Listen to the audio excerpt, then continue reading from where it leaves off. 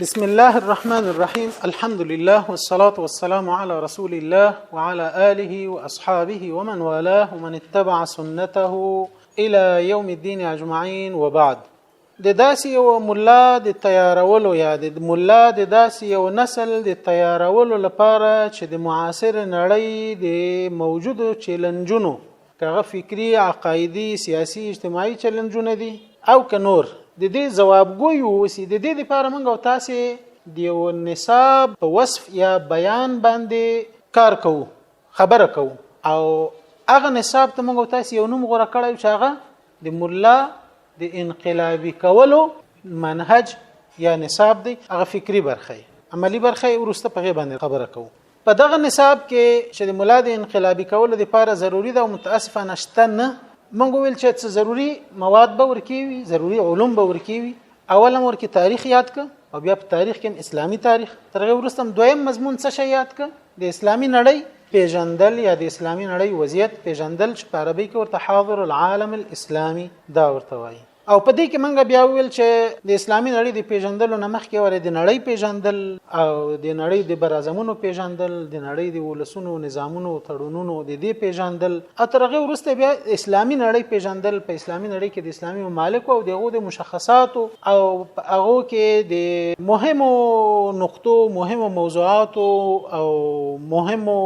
قضایا او پیژندل. ترغه ورسته بیرته بیا راځو دا چې د اسلامي نړۍ سیاسی وضعیت پیژندل، اقتصادي وضعیت پیژندل، اجتماعي او عسکري وضعیت پیژندل دا هغه څه دي چې د موږ ملارته وخیاري د موږ ملارته با احساس کوي د موږ ملارته لیکوال کوي د موږ ملارته خطیب کوي د موږ ملارته مفکر کوي د موږ ملارته صاحب مطالعه کوي. ځکه چې کله چې دی غواړي د اسلامي نړۍ په سیاسي وضعیت باندې خبر شي دی به په اسلامي نړۍ کې چې کم سیاسي وضعیت حاکم دی دلته حاکم څوک دی محکوم څوک دی حاکمیت په کوم معیار چلیږي قانون د چا عملی ده آیا د مسلمانانو قانون عملی ده که د فرانسویانو قانون عملی ده د انګریز قانون عملی ده که د اسلام قانون عملی ده حاکم د منګه څوک دی د کوم فکر او فرهنګ را لوی شوی بچای دی قاضي د څوک دی حکم بما انزل الله کوي که حکم بغیر ما انزل الله کوي. د مسلمانانو سیاسي جوړښت او دلته د سیاسي احزاب او د سیاسي تکتلات جوړښت د مجموع کې دا ټول به د مولا په مقابل کې وجبهه تشکیلوي. دوی د نننۍ حاکم وضعیت ټول د مولا په مقابل کې یو مشترکه جبهه تشکیلوي. کغه سیاسي احزاب دي کغه خپل نظام او حکومت او تشکیل ده کغه قضا او عدلیه ده او کغه فرهنګ او میډیا او د دې تورته نور جهتونه دي. دا ټول د مولا او د دین په مقابل کې یو مشترکه متعاونه جبهه تشکیلوي. دوی په خپلو کې سره یو دي د مولا په مقابل کې د دین په مقابل کې سره یو دي. د دې پیژندل چې د مولا هدف وګرځي نو مولا ورته مطالعه کوي مولا خپل مخالف لوري پیژني دغه د ضعف او د قوت نقطې به ځان ته معلوموي دغه سره به د مناسب تعامل لار پیژني بیا چې زه وسله د سره خبرو کوم د سره جګړه وکوم دته دعوت ورکم د سره علمي مناقشه وکوم دته نصيحت وکوم د سره انډیوالي ورکم د تیر وتلې ده کدی لزړه په باندې قانې ده د خپل عقیده د خپل سیاسي فکر او د سیاسي عقیده په فحوا ماورا باندې خبر ده او په مظاهر باندې تیر وتلې ده باید ځل خواري ور سره وکوم. نو مولا چې کله د سیاست په اړه په حاصله کې د افق پراخ شي د ژبه روان شي د قلم تاند شي او د احساس راژوندۍ شي د خپل ټولنې د لوړو زوړ نه دی خبر شي او د هغه سره بیا د تعامل لپاره په ځان کې ورتیا او آمادګي پیدا کوي. همدغه ډول د اسلامي نړۍ د اقتصادي وضعیت نه خبر شي مسلمانان څه لري لزان سره په د اسلامي نړۍ کې کوم داسې څه پراته دي چې موږ په خبر نه یو انګريز په میان ده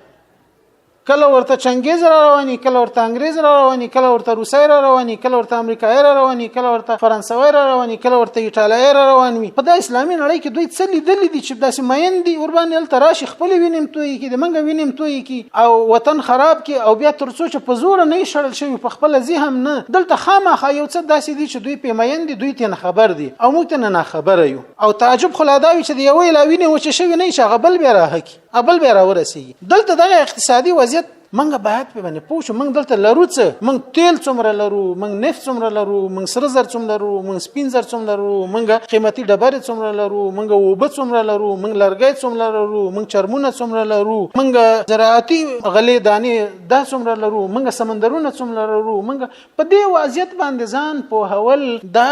ملاته د روانې جګړې اقتصادي بعد یا اقتصادي اړخ دا ور معرفي کوي او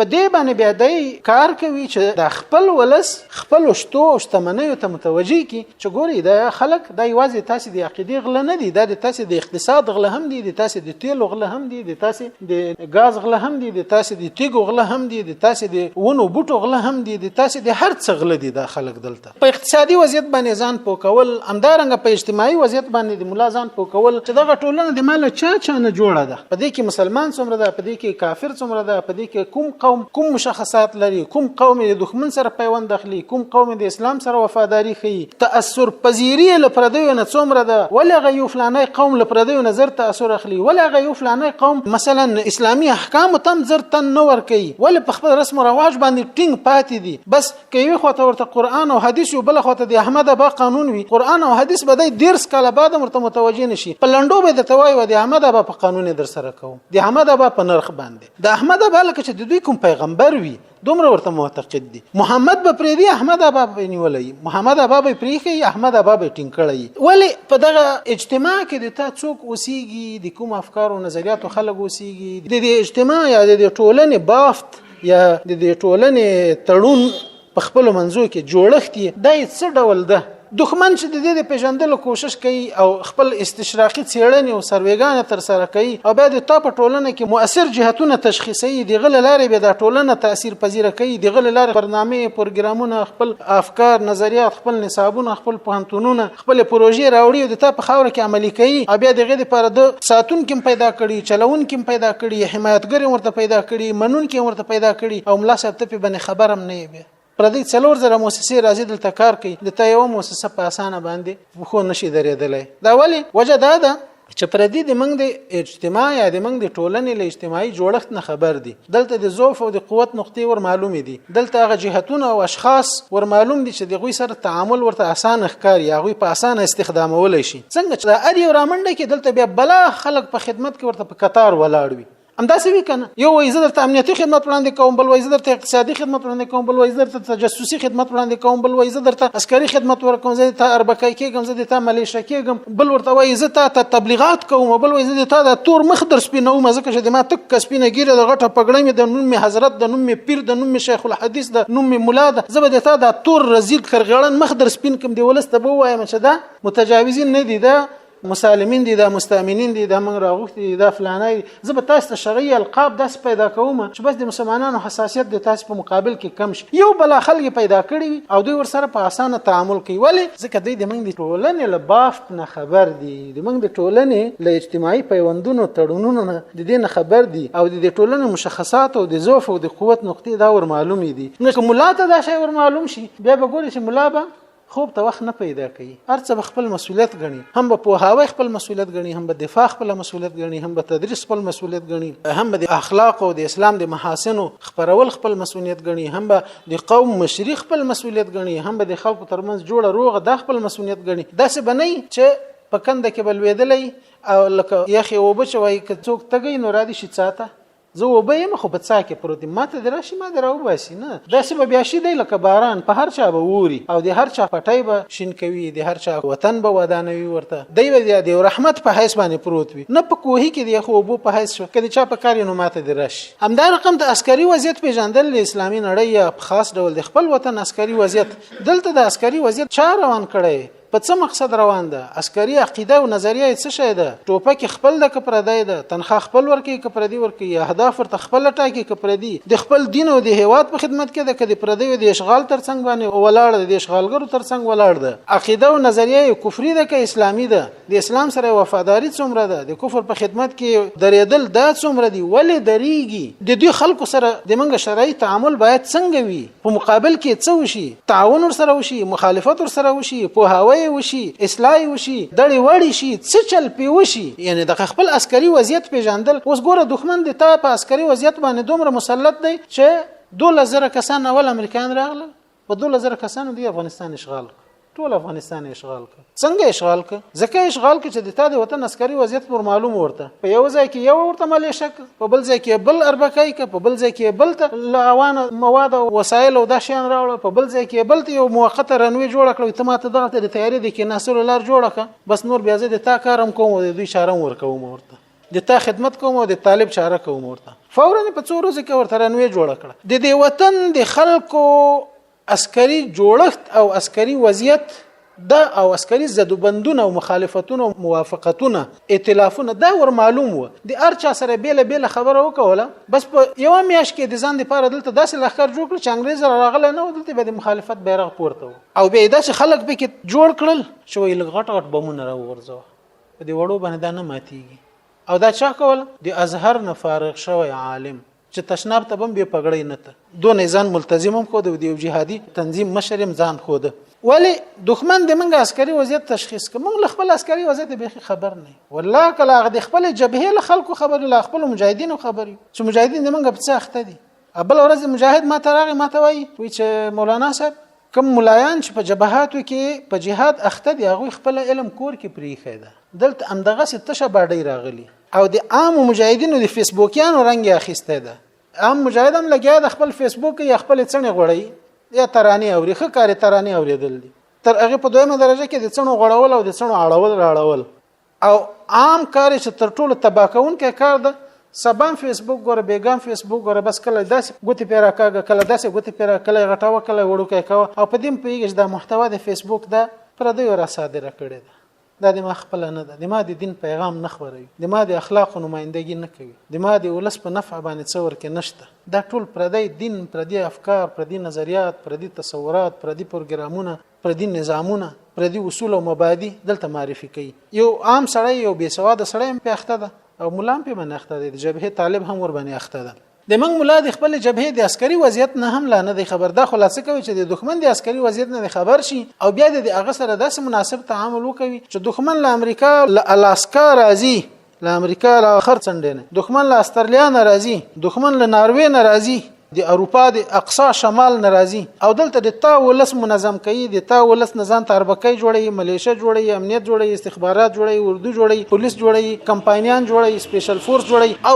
بیرته په تا در مسلطي لکه لیونی سپی او تا ور باندې داړي، د تا خزه په سرتوروي، د تا جماعت پیړنګوي، نو ته ول دغه عسکري وضعیت نشي کنټرولول. په داسې حال کې چې دغه څوک چې د دښمن په خلاف جنگيږي د نوم احمد، محمود، سلمان، سلطان، سليمان، دا شین نومونه، جورج جوزف، سټيفن، دا نومونه نه دي، دا د تا د کور یا د وراره ده یا د کلیوال ده یا د اوخه ده یا د خورایه ده یا د ورور ده یا د ترزو ده یا د قومي د دې وطن خلک دي. جورج او جوزف راځي دلته احمد او سلطان خپل عسكر جوړوي، خو د ما مولا او د ما د وطن خلک چې د دین او د کتاب او د نصاب او د دعوت او د دې سره باید کار وي، هغه خپل احمد او محمود د خپل لخر پیرو یا د خپل لخر عسكر نشي جوړولای. مشکل دا ده چې منګه د خپل اسلامي نړۍ او بیا په خاص ډول د خپل هیوادونو سیاسي وضعیت، اقتصادي وضعیت، اجتماعي وضعیت او عسکري وضعیت نه د پیژندلې، موږ درک کړی نه د ځکه مناسب تعامل ورسره نشو کولای. منګه لخپل ولسه اوس چیرې په غرونو کې، لخپل ولسه پټیګو پسمڅو کې، لخپل ولسه رفتار کو مزل کو پشپا کې، لخپل ولسه پټیګو منګه چیرته په داسې ځایونه کې چې د رسیدګي راته ونشي د خپل خلکو له سوال د من خپل خلک بل چا راته منظم کړي دي. څلورمه نقطه ورونو د اسلامي نړۍ له مهمه قضایا او نزان خبرول یا د هغه پیژندل دا یو ضروری کار دی، ځکه موږ تاسو په دې باندې مکلف یو چې خپل اجتماعیت وساتو او د امت وحدت وساتو. موږ ډیر امتونه نه یو چې پښتانه دی یو امتي، ترکان دی بل امتي، فارسی ژبه دی بل امتي، هندیان دی بل امتي، کردان دی بل امتي، تتاران دی بل امتي، نه موږ یو امت یو. ان هذه امتكم امه واحده وانا ربكم فاعبدون او په بل آیت شریف کې وانا ربکم فاتقون. من یو امت یو، من د لا اله الا الله امت یو. چیرې چې لا اله الا الله ده هغه د منګه امت ده، هغه د منګه ورونه دي، منګ د هغه په اړه باندې مشترک مسؤلیتونه لرو. دغه مسؤلیتونه به کله د نصرت مسؤلیت، کله به د ما نصرت ترازی په ما باندې چې د روسانو سور سیلاب راوخته د اسلامي نړۍ خلک د ما نصرت تراغلل چا راته پیسې راوړي، چا زوی راولېږه، چا لباس راولېږه، چا راته دوا راولېږله، چا په سر خیمه راته ودروله، چا په دشته کې څا راته وایستله، چا ټانکۍ راته ودروله، چا مې بچي ته کتابچه په لاس کې ورکړه، چا مې یو باسواده ته پوهنتون جوړ کړ. موږ خو راتښتېدلي خلک وو، موږ خو له کلیو ښارونو له خپل نظام له دو شړل شوي خلک وو. موږ خو اخرجنا من دیارنا، له خپلو کلو کورونو ویستل شوي خلک وو. موږ دغه د اسلامي نړۍ خلکو چې مسؤلیتونه یې د موږ د جهاد په اړه، د موږ د هجرت په اړه، د موږ د مشکلاتو د ستونزو په اړه باندې درک کړه، نو بیا راورسېدل او د موږ ترڅنګ ودرېدل د الله په فضل و کرم باندې. او بیا تر هغه وروسته د اسلامي امت د نصرت په نتیجه کې د افغانانو جهاد د کمونیزم په مقابل کې کامیاب شو. دغه ډول موږ هم دی او چا په اړه مسؤلیت لرو. که نصرت یې کولای شو نصرت، کنه دعا خو ورته کولای شو. په منځونو کې خو یاد دغه په اړه باندې خو د خلکو نظریات جوړ دی. یو ډول تعاون کولو هغه اعلامي تعاون وي، ولو هغه د میډیا تعاون وي، ولو د ذهن سازي تعاون وي، دا خو په اړه باندې کولای شو. اسلامي نړۍ نن ډېر خونچکان قضایا لري، داس قضایا چې سبا او بیګه الته د وینو فواری دي او الته د وینو داري دي چې بهيږي رواني. د فلسطین قضیه د مسلمانانو مهمه قضیه ده، ځکه دا د مسلمانانو اولنۍ قبله ده. الته بیت المقدس د مسلمانانو اولنۍ قبله ده، د انبیاو موطن ده، او رسول الله صلی الله علیه وسلم الته د نور انبیاو ته منځ ورکړي، لا غزنه دغه معراج صورت نیولای دی او د مسلمانانو اولنۍ قبله ده. علاوه د دې نشه د مسلمانانو اولنۍ قبله ده د ابراهیم علیه السلام وطن ده، د انبیاو وطن ده، د وحی وطن ده، د برکتونو وطن ده. سبحان الذي اسرى بعبده ليلا من المسجد الحرام الى المسجد الاقصى الذي باركنا حوله. شاو خوای دا وطن دی الله په صریح وینا باندې برکتی ده، د برکتونو وطن. د دین علاوه مسلمانان دي مظلوم دي، له وطن شړل شوی، کور رنګ شوی. دا نن هم د خان احمر په نامه باندې یو کله يهودانو د اوس په ورانولو باندې اخته دي. و په دې ځکه موږ ځانته یو مستعمره جوړو، تاسو دې نه کړی شي. بیګای 2 ساعته وخت ورکړ، اوس بل د زرونه بسره وستلې دي او اخو ډب روان دي. د فلسطین قضیه د اویا وکالو رئیس ولې نه حل کیږي؟ ولې ملل متحد ته اقدام نه کوي؟ ولې انګريزان د يهودو په ګټه باندې خپل مواقف نیسي؟ ولې امریکا، ولې د نور د نړۍ خلک چې ځان ته نړیواله ټولنه وایي اویا وکالو کې د فلسطین قضیه نه حل کیږي؟ خو د شرقي تیمور چې د اندونیزیا د نصرانیانو لپاره یو مملکت جوړېده، په 3 وکالو کې هم قضیه پورته شو، هم حل شو، هم ازادي واخسته، هم قانون جوړ شو، هم ملل متحد کې عضویت ورکړی شو، هم پیسې چاپ شو، هم د خپل هویت خاوندان شول په 3 وکالو. او د مسلمانانو قضیه فلسطین په اویا وکالو کې نه حل کیږي. د مسلمانانو قضیه کشمیر په اویا وکالو کې نه حل کیږي. اورونه پیراوري، بې عزت کیږي، زندانونه ته نه ډکیږي، هویت ته اخستل کیږي، ژبه ور بدلیږي، دین بدلیږي، هندویزم ور باندې مسلط کیږي. د مسلمانانو وطن ده او یا وکالو رئیس د قضیه نه حل کیږي. معنی دا چې دلته د مسلمانانو یو کمزوري موجوده ده چې هغه د دې قضیه په اړه باندې یو قوي موقف نیولای نشي، نه لري. یوازې د فلسطین قضیه نه، د افغانستان په خپل یو قضیه ده. په اسلامي نړۍ کې په مختلفو ځایونو کې مختلف وضعیتونه داسې دي چې دغه په اړه باندې موږ تاسو شرعاً په دې مکلف یو چې کم تر کم لغه وضعیت ځان آگاه کو او څومره چې تعاون کې یو تعاون کو، چې تعاون نه کې دغه نورسته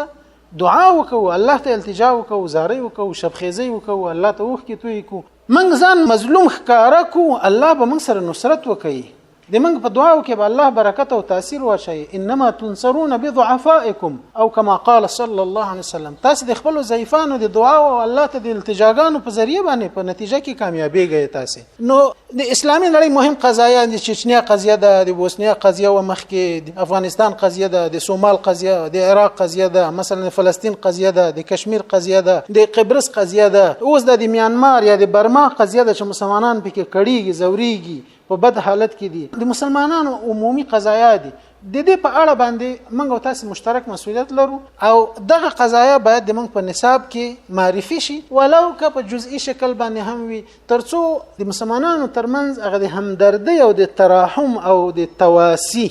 سین باندې د مواسات